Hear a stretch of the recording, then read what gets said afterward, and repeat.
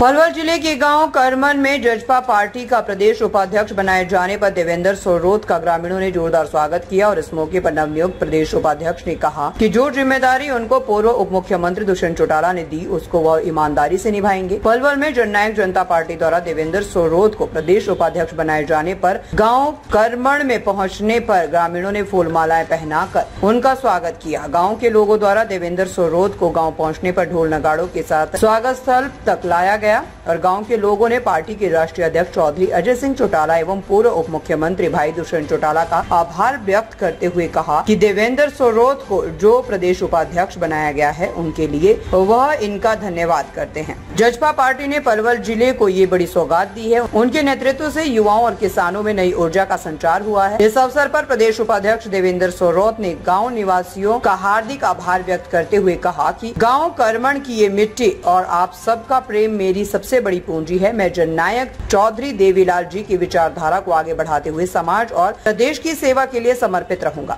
इस मौके पर चौधरी धर्मवीर, बादाम सिंह, लच्छीराम, सीताराम, सरपंच हुकुम, सरपंच सुनील, सरपंच बादाम सिंह, गोपी सरपंच, विजय कुमार, धनीराम, दीपचंद, विजयपाल, थानेदार हेतराम चौधरी, राजेश अग्रवाल, दाऊ दयाल शर्मा, जितेंद्र कुमार, गिरिराज भगत, नौरंग, सुखीराम, प्रेम सिंह, विजय सोरोत, चरण सिंह, रंजीत, मदन सिंह, सोरन, कुमारपाल, यशपाल, रोहतास, सतपाल, अनिल कुमार, बड़ी संख्या में ग्रामीण पार्टी पदाधिकारी और समर्थक उपस्थित रहे। मान सम्मान हुआ है आपके गांव में, तो क्या कहेंगे? तो गांव का करमन बड़ा पवित्र और बहुत ही सीधा साधा सरल गांव है, मेरी जन्मभूमि है। जब भी जरूरत पड़ी गांव ने मेरा सहयोग हजारों लाखों गुना बढ़ा के दिया है। किसी भी रूप में गांव वाली बस्ती पूरी की पूरी पीछे नहीं हटती है। कभी कोई सहयोग की बात हो, कहीं जाने की बात हो, और मेरा भी अपना फर्ज मैं कोशिश करता हूं कि अपनी बस्ती के लिए कुछ करता हूं। तो जजपा पार्टी के जो नीतियां हैं उनको किस तरीके से आपको, क्योंकि आप उपाध्यक्ष बना दिए गए हैं हरियाणा के, तो किस तरीके से इनको लिया जाएगा?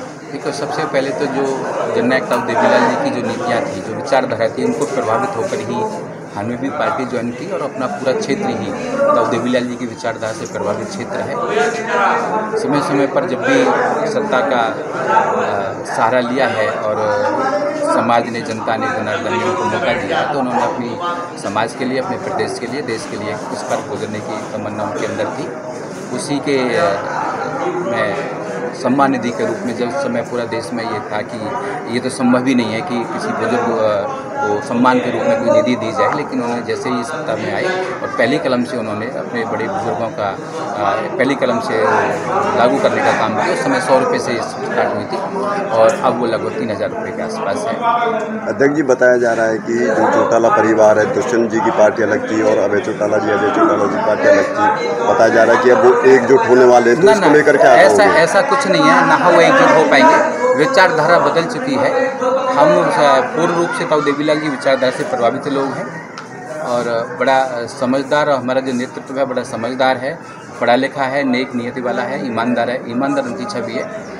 पीछे आपने देखा कि लगभग 10 MLA उनके पास मिले थे जनता जनार्दन की मेहरबानी से, तो उन्होंने हर संभव प्रयास किया, चाहे महिलाओं के लिए डिपो होल्डर में 50% आरक्षण का काम हो, चाहे पहले आपने देखा होगा कि हमारे नौजवान साथी जो हैं वो एग्ज़ाम देने के लिए 300-400 किलोमीटर जाते थे और उनकी ही देन है कि वो विदिन 15 या 20 किलोमीटर के अंदर वो एग्ज़ाम आज आपके सामने हो रहे हैं।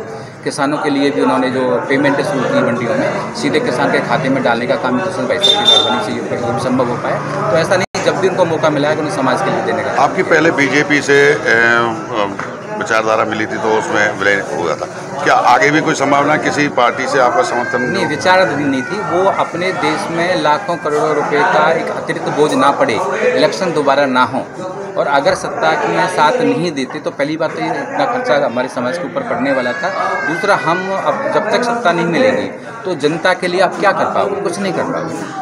अध्यक्ष जी, आप एक जमीनी कार्यकर्ता से लेकर आज प्रदेश उपाध्यक्ष के पद पर पहुँचे हैं और जिस गांव से आप पैदा से उसी गांव में कार्यक्रम है, आपके पास ऐसी क्या योजना है जो अपने गांव के लिए कुछ सेवा वहाँ के कर सकते? देखो, गांव के लिए तो पीछे जब भी मौका मिला तो हमारी सड़क थी काफ़ी टूटी फूटी पड़ी थी, तो डिपार्टमेंट का के पास में था, उसको